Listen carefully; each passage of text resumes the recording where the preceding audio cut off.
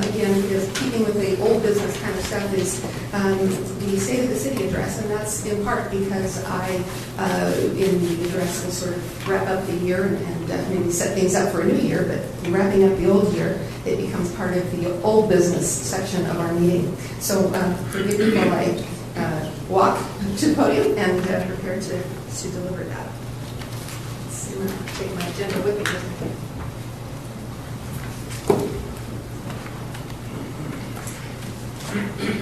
You know, while I'm walking, why don't we go ahead and invite you to watch this, take a look at the screen, and you can enjoy a short video.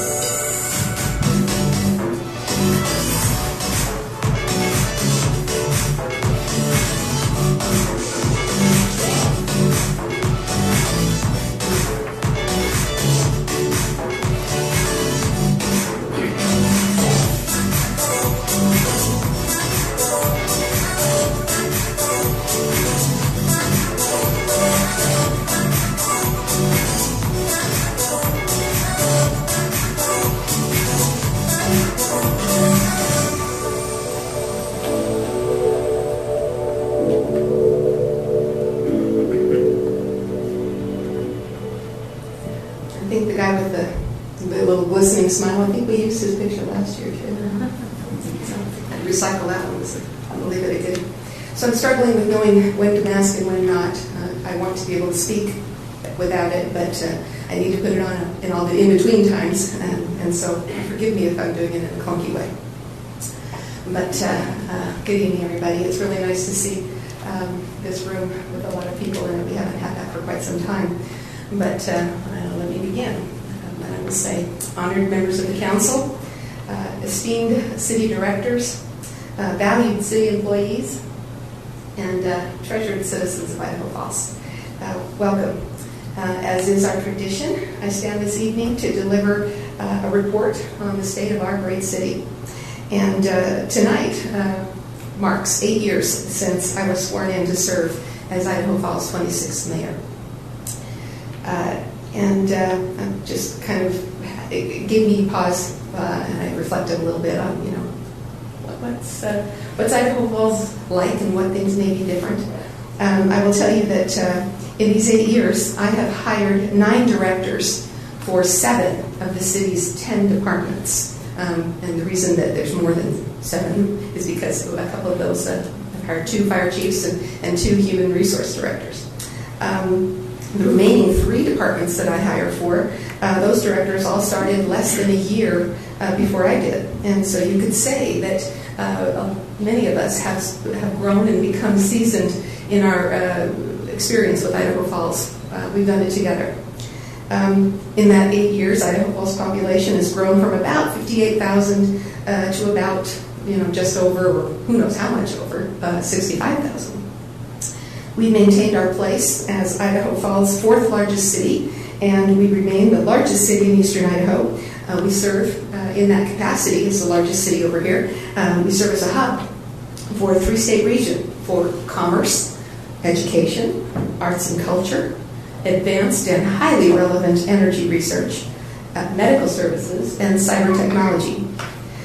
We acquired, over those 8 years, a variety, and we acquired them before my 8 years. I used to keep track under Mayor Furman. We acquired a great many rankings, somebody's top 10 list for this or that. But a few of the most prominent rankings came in this past year. You saw the one on the video about one of the best places for cyber jobs. That's highly relevant just because that's a lucrative career path. But last January, the Milken Institute ranked Idaho Falls as the #1 best performing small city in the United States. That felt great. That was highly relevant too. And then in November, AARP listed Idaho Falls as #2 on its list of the best places to live and retire now. Economically, the city is also faring well. Unemployment has always been low here in the whole 8 years that I've been here, but now it's obscenely low. I looked it up just this afternoon, and it's something like hovering around 1.6%. Healthy unemployment is 4.5 to 5%. And so low numbers like that are extremely tough on employers. But it also means that excellent jobs are plentiful. This is what I guess you might call a workers' market. And if you've got half a brain or maybe a little more, you can parlay that into an excellent job right now. It also means that now is the time to persuade your amazing grown children, for those of you who have older kids, grown kids, if those are grown children that got the heck out of Dodge and said, I'm not coming back, or I can't earn the kind of living I want, or I can't have the experiences I want in little old Idaho Falls hometown. Now's the time to tell them to come back, because they can make a suitable living here and then some. Again, now, opportunity abounds in Idaho Falls. As a city, our budget is balanced, as it should be, because the law requires it. We also have sufficient funds saved to guard against unexpected equipment failure or temporary spikes in market costs, things we've seen recently, those temporary spikes. Supply chain has sometimes quadrupled the cost of some of the things that we use on a regular basis. But planning and savings have allowed us to be able to weather that. Having that security of good planning allows us to maintain a high level of service even when something breaks down. And of course, we always aim to repair things first. We have a deep bench of highly skilled mechanics and technicians at the city shop and at the city garage. But we can weather those setbacks that might throw a less prepared city off its base a little bit. We have very little debt, and what we do owe is very manageable. One of our loans is a federally guaranteed loan that was used to modernize our wastewater treatment plant, and we're ahead of our payments on that one. The other is a bond for our soon-to-be-built law enforcement complex, and in both cases we have enviably low interest rates. The property tax mill levy rate for Idaho Falls residents is lower now than it was when I took office 8 years ago. This means you pay a smaller percentage of each dollar. Or since we're talking a mill levy, you actually pay a smaller percentage of each penny. But the rate has gone from a 0092 to a 0077, 007. Anyway, and that's about 3/4 of a penny you pay for every dollar of value that you have in property that you own. That's a 17% decrease. It's not, maybe money you're going to write home about, but it's a decrease, and it's how it should be. Given that we've seen growth, being able to offer a decrease or show one over time is a good thing. All of this means that Idaho Falls is prepared and ready to endure the coming season of inflation. And we are told to be prepared for just about anything. But the kind of inflation that I'm hearing people talk about, and of course that we're seeing right now in the 6% range, but we're told to plan for more, it's, I guess, the kind of inflation that we haven't seen since I was in junior high school. And so we don't know what kind of a roller coaster might be ahead. And we don't know if we're looking at a few months or if we're looking at a few years. The Fed hasn't quite decided all of that, and the Fed may not get to decide all of that. There are global forces at work as well. But Idaho Falls is prepared, and we, city leaders, we have our eyes wide open, and we're not going to be caught unawares with whatever gets thrown our way. I want you to know also that our city leaders, both those who are elected and those who are hired for their expertise, they're continually seeking training, attending industry updates and webinars, attending professional conferences, and obtaining new knowledge so that the decisions we make on the public's behalf are going to be highly informed and well suited to whatever social, political, financial, or technological situations that the future may bring to us. It pains me, I should have said medical as well, right? It pains me to say that the pandemic is still upon us. Just today, many city employees went home sick. I was told that there was a line in town for testing that stretched from Washington on to Sunnyside. That was a line of cars, not people. But nevertheless, we're seeing this surge really get us in its grip. This was predicted. Our Idaho Falls Fire Chief, who isn't here tonight because he's ill, but he did tell me that we're looking at a mid-January spike, and Perry and I think, and Eric and I think it's going to be like this, and what he kind of described in early December is what's playing out right now. And so I will tell you that I'm only bringing this up because we're still dealing with it, and we're trying to do it intelligently. Wasn't it Mr. Fauci or Dr. Fauci who said earlier this week that Americans just better get used to the idea that we may all at some point be exposed, and there may not be a lot we can do about it, no matter how vaccinated or boosted we might be. I don't know whether that's not a quote because I'm not quoting him, but that's the paraphrase I've heard over and over. And I'm thinking that we do all sort of need to get comfortable with the uncertainty that this is bringing. But I want to point something out, and the reason I raised the issue in the first place is that time and again over the last 22 months, I'm sorry, I got ahead of myself. Let me just set this stage here. Idaho Falls has roughly 680 full-time employees.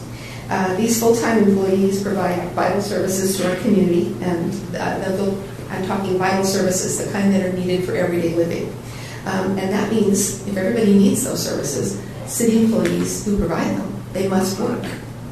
And if a great number becomes sick, the healthy few must carry on, and they do, and they have, sometimes against very difficult odds. Time and again, over the past 22 months, they have endured fatigue, setbacks, delays, canceled vacations, equipment shortages, overtime, and all of that kind of stuff, just to be able to provide essential services to the rest of us, like electricity, clean water, wastewater services, law enforcement, fire protection, ambulance services, snow plowing, fiber optics, garbage pickup, etc. For this community. And I think, confidently speak for everyone on the dais and everyone on the city's leadership team when I say we are very proud to be associated with our city employees. They work hard and they get the job done. So, I'm going to switch gears now completely and talk about a few other things here. But when the founders came together in Philadelphia in 1787 to design a new form of government, they set goals. Today we know those goals as the preamble to the Constitution. The founders indicated that they sought to establish justice and ensure domestic tranquility and provide for the common defense and so on. Now, these are very profound goals, and they're so profound they've endured for over 2 centuries as the standard to which we still aspire as a people. And I imagine that for as long as our democracy survives, they will continue to represent the vision for our nation. As a city executive, I likewise have the opportunity, the ability, and I think the responsibility to set goals and expectations to keep this city moving forward. My office works with city council members, city directors, and staff to set and carry out the goals that we set. I believe Idaho Falls voters also expect us to establish vision for our city. Now, the goals that our directors and I and the city council members develop may not be as profound as the preamble, but they're similarly intended. They're meant to improve and to provide vision improve our city and to provide vision for our city as we move forward into this next decade of unprecedented growth and modernity, fancy word, for our city. Our city goals are expressed in any number of plans and reports. Some of those plans and reports are required by law. Others are just best practice management tools. And some of our plans are simply really good ideas that represent high aspirations for our community. City departments develop plans, and the city as a whole does as well. Currently, we have 3 primary plans in play that are relevant to the entire city. One is a strategic plan. That's basically aspirational guidance as to the general direction we want the city to move in. The council, the strategic plan that was developed by the council and directors centers around 3 core principles. One is facilitating community development. It's a broad category. Pursuing sustainable financial strategies. And another is cultivating team capacity. And by team, they're referring to the people who work for the city. All right, so we have a strategic plan. That's one of our guiding documents. Another is a comprehensive plan. This comprehensive plan has a name. It's called Imagine IF. And this is one that's required by law. It's more or less a visionary document that identifies how a community is expecting to grow. And it has emphasis on examining neighborhoods and traffic and construction and zoning and those kinds of elements of growth, the more tangible physical elements of growth. Imagine IF was compiled by expert city planners in our community services community development services department. They got input from a great many individual citizens who participated. They cared enough to participate last spring in a series of public meetings, spring and summer, wasn't it? In a series of public meetings. But because we were still under some COVID restrictions, those meetings were able to be attended in person with distancing. They were able to be attended virtually, and the staff did an amazing job of helping folks who were not technologically savvy be able to still figure out a way to participate. It was actually quite fun to watch. In terms of seeing people participate, even though it wasn't their native, way of interacting. The draft Imagine IF plan is on the city's website, and it is still considered to be in draft form because even though it's largely complete, the City Council has not yet formally adopted it. I expect that adoption or the vote for an adoption will come in the next 1 or 2 or 3 City Council meetings, one of those agendas. I will tell you that Imagine IF breaks Idaho Falls into 5 large areas they call neighborhoods, even though sometimes you think of the neighborhood as just a couple of streets. They think of 1/5 of the city as one of the 5 neighborhoods. And they look at each of these neighborhoods through 5 different lenses. One would be community health, another is housing, another is transportation and connectivity, another one's economic development, and still the 5th one is community design. And so that's a big contribution that the Imagine IF comprehensive plan makes for city leaders who are looking for guidance and vision. If you have any interest, you may enjoy reviewing it. It's rich with historical facts and data, good writing.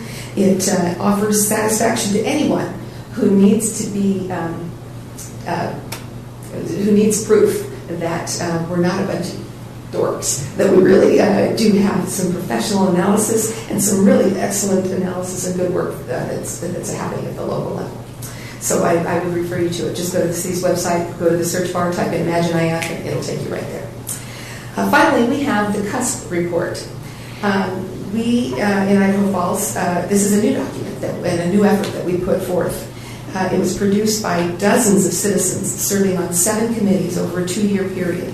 And unexpectedly, that 2 years landed on top of the pandemic, and it really threw a monkey wrench into a lot of the committee effort. But they did a wonderful job. The document is brimming with plans for improving our city in 7 key areas. And these come from the community or the individual citizen perspective. They looked at public and personal safety, diversity and inclusion, healthcare and public health, education, economic and business climate, environment and sustainability, housing and transportation. And so you might have already started to hear, because I don't have this up on the board, but a lot of these plans overlap.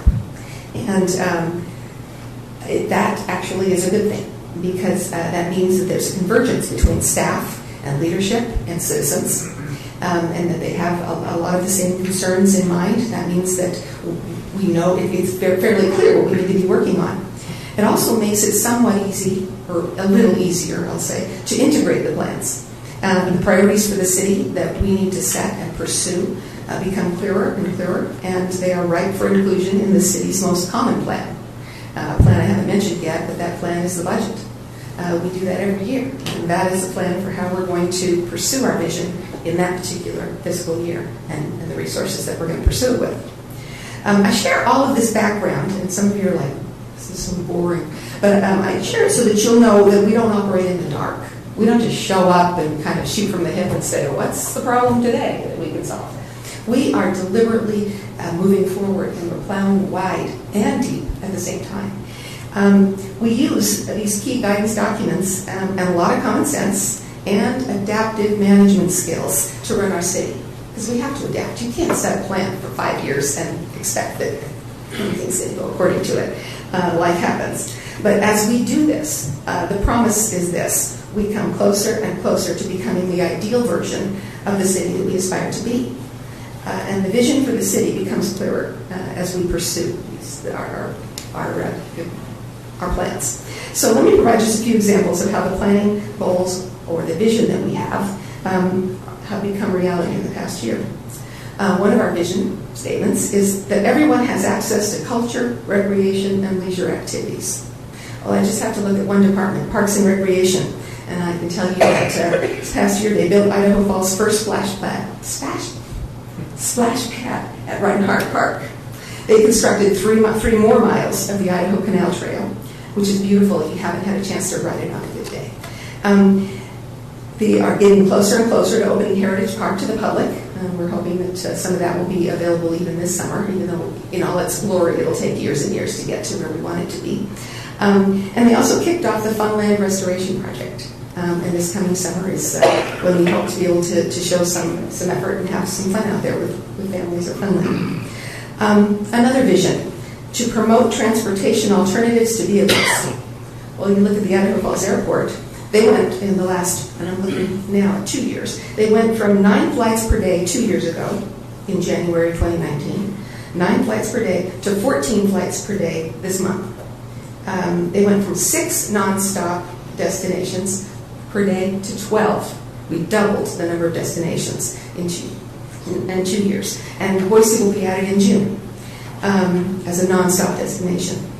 And by the way, I'll tell you that these additional flights that we're seeing are being used. We saw the number of passengers increase out of our airport by over 100,000 between 2019 and 2020. That's over 30% in 1 year. And the numbers are so large that they're turning heads in the airline industry. They'll be looking at their reports, and all of a sudden they'll go, what, 30%? And they'll do a double take and say, where's this Idaho Falls? What's going on? What's happening there? It's that remarkable. And so transportation, I think the airport has delivered. When it comes to public transit, we will soon see GIFT, which is an acronym. It's a good one, isn't it? GIFT, Greater Idaho Falls Transit. And they will become operational within, hopefully, the next few months. We're waiting on grant dollars that Michelle Zieldingman, as chair of that board, has been able to, working with state and federal authorities, has been able to secure. And when those grant dollars arrive, we'll be able to implement a new form of public transit known as microtransit. And we'll be one of the first areas to sort of pilot that kind of transit. It won't be your traditional bus system with stops. We're not quite ready for that yet. We don't have the ridership to support that. But microtransit is either going to be a stepping stone to that, or it's going to be what we have, because we may never want to support bus. I don't know. We're hoping that we can encourage people not to drive when they don't have to. So we'll see where that goes. Another vision statement, which is to promote increased connectivity. Idaho Falls Fiber. It's a great story. We're probably, we may not be the first to go large. That was Ammon's honor. But we are probably now, at this point, the most successful community-wide fiber installation in the state. We're talking state-of-the-art technology to every single household, right? We're not copper, not wire, not wireless, but fiber optic cable. To every household and business in the city. We have no underserved neighborhoods. As we pass by and pass through, every single home or business is able to be connected. And if you like free markets as much as I do, you'll be really pleased to know that this is not just a government, broadband service. we make it available to, we put in the infrastructure, Idaho Falls Fiber does, and then we make it available to private sector ISPs who can offer the best software packages available as they try to compete for our business. We have 5 providers on our system that are trying to get our business. The public-private partnership model is really working for me. Since I received fiber to my home a short while ago, my bill is less than half of what it was before. But my internet speeds are much, much faster. I don't get dropped from Zoom calls, and I can download a movie in 2 seconds. And I'm not exaggerating. I look down and it's like, it's done. It says downloaded. And I just barely push the button. That's kind of exciting because I used to have the buffering thing that would go on. Anyway, another vision statement. The city will evaluate alternative funding sources. Okay, that alternatives to property taxation. For over a year, we've had a group of city departments studying and evaluating impact fees. Impact fees offer a way to pass along the costs of community growth to the entities that are building the new homes and all those other buildings that are bringing people here. This is part of the very, very popular let growth pay for growth line of thinking, and that's aimed at finding ways to take pressure off of rising property taxes in a hot market economy. No final decisions have been made by the council. It's taking a long time to put together those impact fee documents that the law requires, and it's going to take a while to study them and decide what's equitable, what feels right for our area, if anything. The council has to make those decisions. So just want you to know that we are evaluating not just impact fees, but that's just an example, alternatives to the property tax to be able to bring in revenue needed to run the city. Another vision statement: foster a safe and secure community. For the Idaho Police Department, this means maintaining the department's higher than the national average crime-solving rate. It means working to implement high and higher standards for community policing. Community policing, you'll remember, is not just a phrase. It's actually a way of caring for a community that's designed to help citizens. It is designed to help citizens, and it is designed to prevent crime from occurring in the first place. So for the citizens, for the Idaho Falls Fire Department and our EMS folks, this vision statement translates to carefully tracking call volume and location of the calls that come in this season of rapid growth so that we can make highly informed decisions about where and when new stations might be needed. You want to put a station in a place where the response will be able to come to the areas where they're needed in town. It's a geographical sort of decision-making kind of thing. Because why does geography matter with fire? It matters because time matters. You want to get the response to the place where the problem is right away. Otherwise, something is consumed by fire, or someone who needs medical help and they need it now has to wait, and seconds matter. So again, these kinds of things play into, or these kinds of considerations play into what the fire department is paying attention to when it says we want a safe and secure community. They also want to ensure that their equipment, their stations, and their vehicles are all strategically located. Again, I already said it. I went off script and said it. Now I'm reading it. Talking about response times. Anyway, all public safety is inherently people-intensive work. And so a safe and secure community also means investing in training and PPE, right? That personal protective equipment that the first responders need. And it's another vital way that we protect our assets, the most important asset that we have in the city, our people. So those are just some examples of how our vision and our planning, they all work together to make specific things happen that are good things in the city. But as a sort of last topic I want to bring up tonight, I want to talk about growth. We plan for growth, but not at the rate that it has come upon us. And it kind of snuck up right in the middle of the pandemic, right? We were gearing up for it before the pandemic, and then that just layered on a whole, confusing additional set of considerations. But whether you're the census data nerd kind of person who's actually tracking the numbers, or you're just someone who says, I think there's more traffic now than there used to be when I drive around town, it's apparent that there's a lot of growth in our area. On the one hand, it's really exciting to me because it validates what I've known about Idaho Falls for many years, and that is that it's a great place to live and to work and to raise a family and to retire.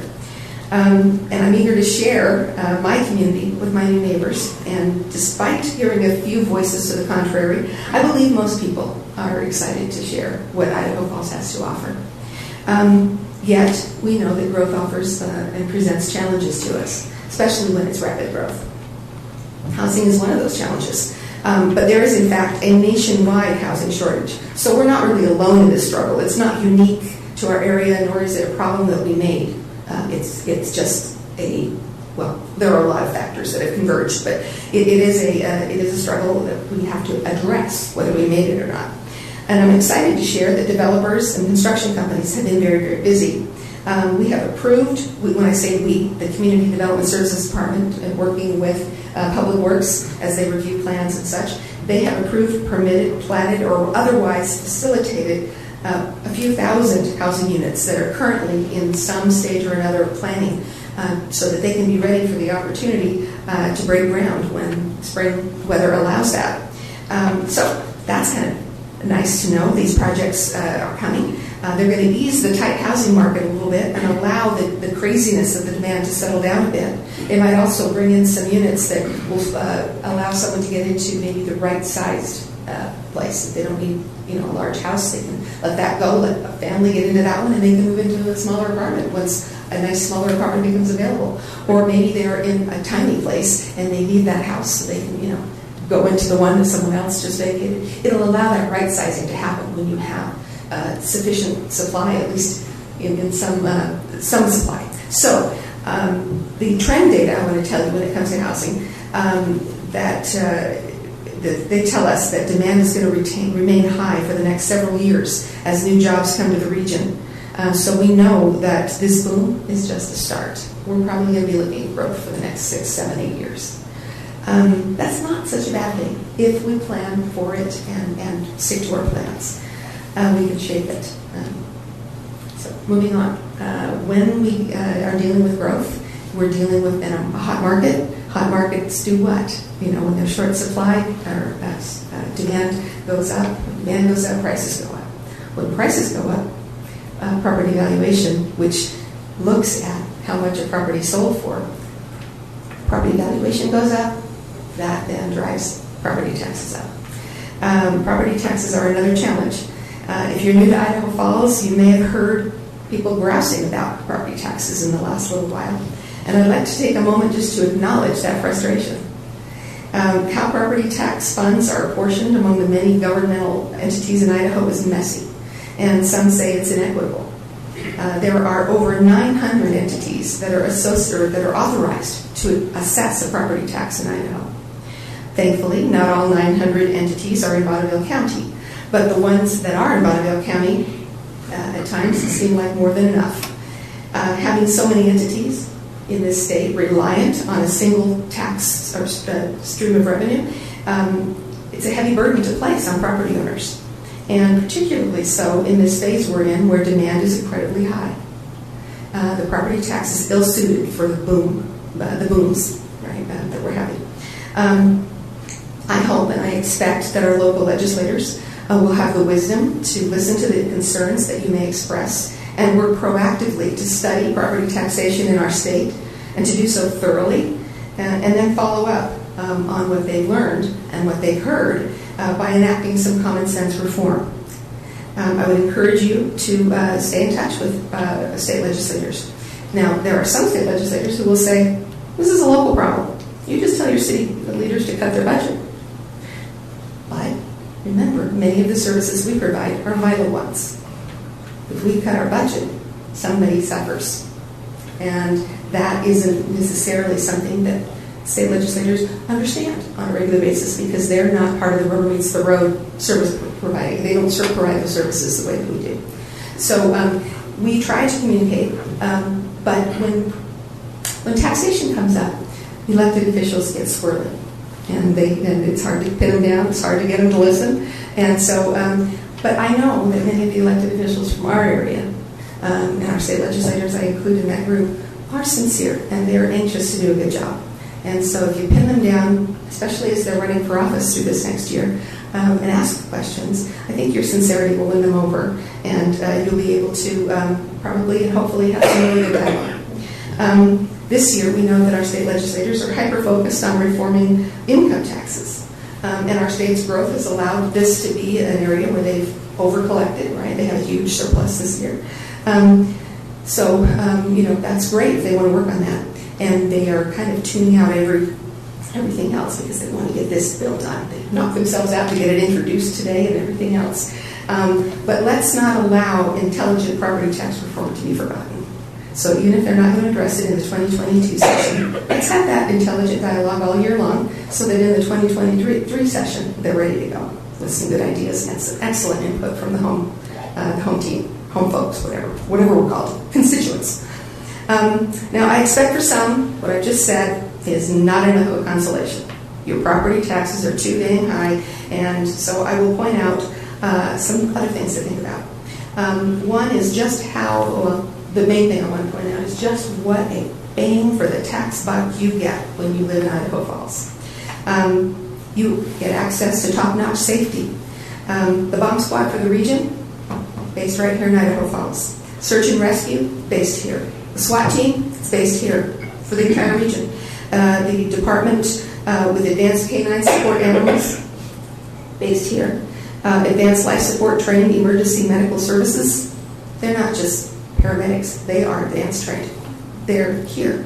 And I'm not exaggerating when I say that our services in the public safety arena are top-notch. And our citizens access these services directly when needed. You don't have to wait for them to travel 85 miles. They're here. That's quite an advantage when you're in distress. And you may not know it because you may not be in distress very often. But that's an advantage. Idaho Falls residency allows you to receive Idaho Falls Power. The Idaho Falls Power utility customers pay some of the lowest power rates in the nation, and they get some of the cleanest power in the nation. That's no exaggeration, and I want you to know that these council members who act as the board of directors for our Idaho Falls Power utility, they take the power business very seriously. We don't mess up, and we hire the best people to work in that utility. Idaho Falls Fiber. I already mentioned this, but my own example I think is helpful. I save about $45 a month from what I paid before. That's $540 annually. If I subtract $540 from my tax bill, it's like reducing the levy rate by almost a third. And then when you factor in affordable power or sanitation rates, affordable power, sanitation rates that haven't been raised in many years, the lowest wastewater fees in the area, the Idaho Falls power bill savings, you end up with lots of other savings that can be applied to your tax bill. And if you do the reverse math, you end up with a levy rate that's competitively low. And so I wanted to point that out because intelligent citizenship is an important aspect of citizenship. If you just want to complain about high prices, don't go to the mall or don't go shopping because high prices are all around. But if you start to analyze what you're paying and what your neighbors are paying and do some intelligent comparison, you will find that Idaho Falls is a good deal. Let's see. In addition, our residents receive all the other benefits of city life in Idaho Falls, which include many parks and playgrounds, an expanding system of walking and biking trails, a zoo, a rodeo, a civic center for the performing arts, city resident rates for golf, a library full of amenities, ample public safety for the careful citizen, clean, responsible electric power, plus streetlights and stoplights where you need them, stormwater drainage in most areas, except for the really old parts of town. And the list of advantages for living here goes on and on. And here's a really silly one I thought of today, but we have an airport that is large enough to get you where you want to go anywhere in the world, and it's becoming more and more affordable. Airfares have gone down as our ridership or our passenger numbers have gone up. But you can still access our airport on your bike. Now, I don't know where you put your luggage, but that's your problem to solve. But we are that wonderful mix of lots of good, strong, competitive, globally interesting things, and a sweet town. You can still ride your bike. So, residents, new residents, welcome to Idaho Falls. We hope you enjoy the terrific Western lifestyle and the laid-back kind of way we live here in Idaho Falls. If you come from a warmer climate, we might suggest a couple of things. One, buy a warm coat, some decent boots and gloves, and maybe a small snow shovel for your car.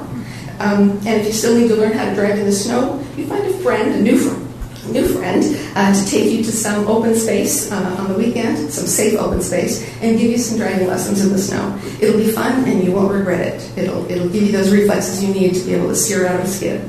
So,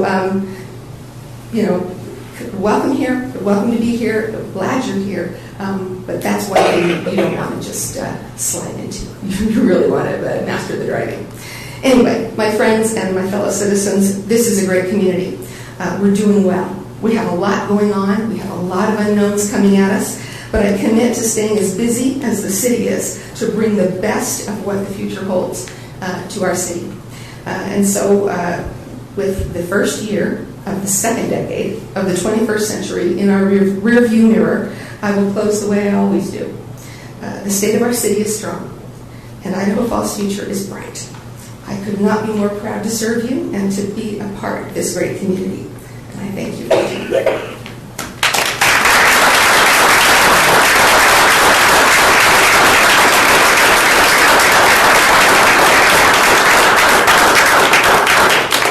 So now we come to the part of the night that I have been looking forward to the most. And it's my privilege right now to announce